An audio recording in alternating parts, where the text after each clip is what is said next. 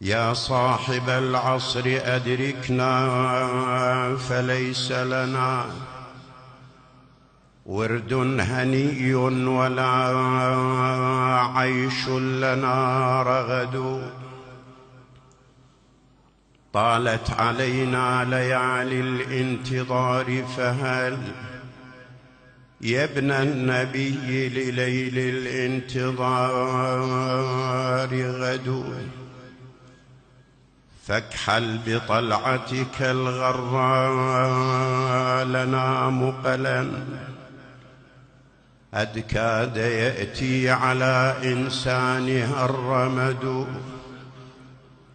هب أن جندك معدود فجدك قد لاقى ب70 جيشا ما له عدد.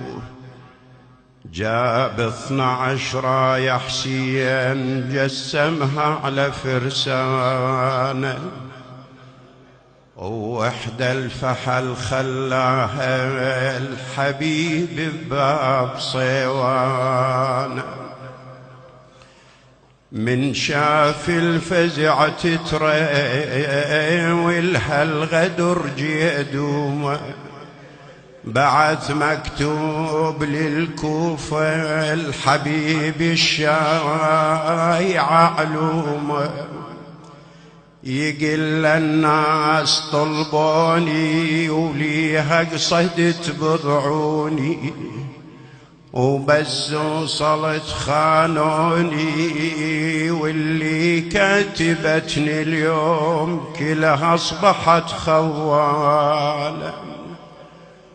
وصلت الكربلة بضعني ثاني بشهر المحرم وبيها يا حبيب بنيت لعيالي وهالمخيم. قامت تجبل الرايات وعلى مخيمي تلتم. جن لهم علي ديون وبين قاموا يطلبون من أهل الردى يردون بايعهم ومد ايدي واقضي العمر بالذل. وانا شيمتي عيت ابايعهم ومد ايدي واقضي العمر بالذله والوعل الهضم جيدي.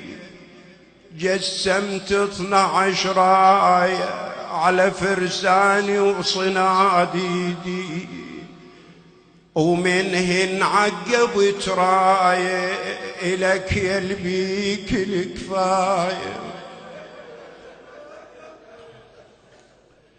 ومنهن عقبت راية إلك يلبيك الكفاية. أنا أريدك تقف بالثاية وتجاهد دون دين الله وتحمي بمرفع حدودك يا بن ظاهر. ومن تريد دنيا وآخرة تحصل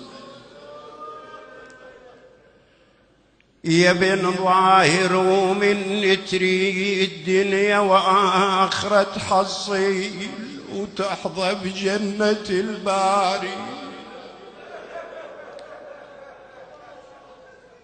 وتحظى بجنة الباري وبيها يصير لك منزل. حين اللي يصل مكتوبي إلي بالسفر عجل.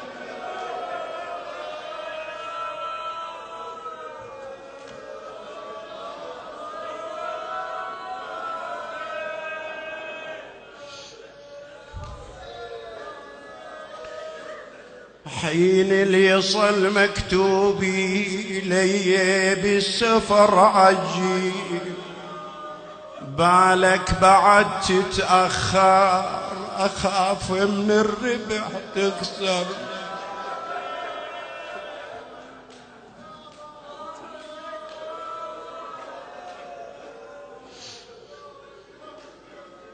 بالك بعد تتأخر أخاف من الربح تخسر. حبيب ساعة ويحمل العسكر على مخيمنا وتشب الحرب نيران. حبيب مسانف بداره وتحكي زوجته يمه، تقل سمعت ابو السجاد حط بكربلا خيمه.